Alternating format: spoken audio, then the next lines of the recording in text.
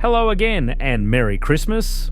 Blade Path was added a while back, and it's time to finally check it out, along with some updates to Heretic gameplay. Blade Path flavor text implies being unable to use ranged weapons. This is not correct as of now. You can still use ranged weapons, just expect this to be fixed soon. Same for the grasp, it will apply the short stun no matter if the person is lying down or facing away. The stun of the Blade Path lasts longer than other stuns, and it fully stamina crits you. Other paths' grasps usually do 90 stamina damage and knock you down for a bit. If you have makeshift or zip ties cuffs, for example, the time window will be enough to apply them. Here is Ashen Path for comparison. Blade Path blade is made using 4 knives, somewhat more resource intensive, but at least you don't need unique stuff. And I gotta say, it's one of the coolest looking ones. Sadly, cool looking is all she got, because the blade does the same damage as the Flesh Path one without any special effects. Now for the fixes and updates. With the advent of surgery, you now don't need to jeer people to get eyes anymore. You can either use cyber eyes or extract the eyes from a monkey. And unless you are a doctor or have access to surgery tools, you will need to perform ghetto surgery. Luckily, we don't care about the monkey well-being. First thing you want to do is crit the monkey, make sure he's cuffed, or use the method I showed in one of my videos. Then you're going to need any kind of sharp object, your blade doesn't count, and some tools. Clicking on the scalpel icon will show what use that item has on surgery. Right-click to start surgery, then go to head and select Remove Eyes.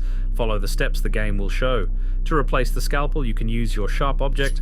For retractor, either wire cutter or screwdriver. For hemostat use wire cutter, your sharp object will work as a saw, but very slow. Use wire cutters again as hemostat, then use a crowbar to extract the organ. Remember, glass shard can be obtained by breaking lights. Use lights that are already broken if you can. It's less suspicious, but more important, less annoying for everyone else. And there you go. No need to give people for amber focus anymore. Ashen Shift no longer resets your action bar, so no more reassigning buttons. You can now keep stuff like the grasp on easy-to-access keybinds for faster use. Dance of the Brand will give you a passive riposte that takes 20 seconds to recharge once used. Riposte does not work if you are disconnected. I will attack a monkey to show what it does. As you can see, the riposte was triggered. If we now scan this monkey, we can see that he took 30 slash damage from the riposte. The mark of the Blade Path will summon a flying blade once triggered that will negate the damage of one attack, no matter how much or how little it is. No damage from the Death Ward. However, one blade alone is not enough to negate something like a China Lake grenade. Religament is the Blade Path exclusive spell. Once used, you will recover part of your stamina bar and eliminate any stun or knockdown, allowing you to escape being stunned. So either run away, use Ashen Shift, or break your blade to escape. Flavor text implies being pacified after using the spell. However, this is not the case yet. You can still attack after using it.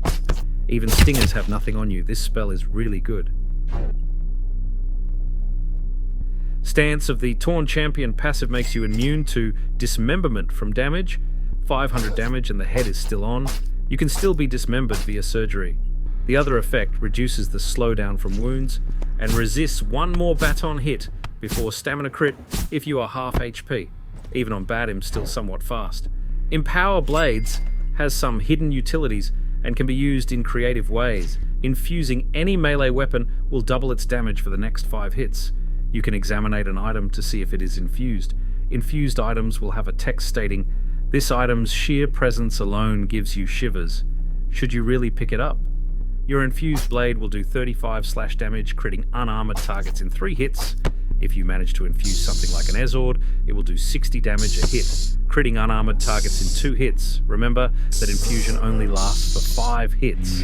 Now the fun part about infusions is that you can infuse any item, not only melee weapons. If someone that's not a heretic picks up the item, they will be hit by a normal Mantis Grasp that will do 90 stamina damage and knock them down. They will not drop the item though. The effect for this also has 5 uses.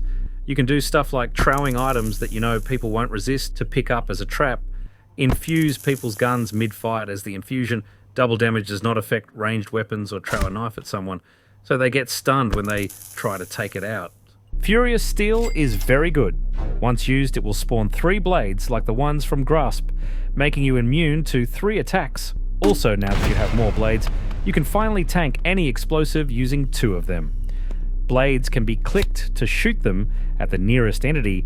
They will do 30 damage divided in slash and pierce. Clicking on blades can be kinda tricky. Using contextual menu makes it easier. Now for the big moment, Ascension.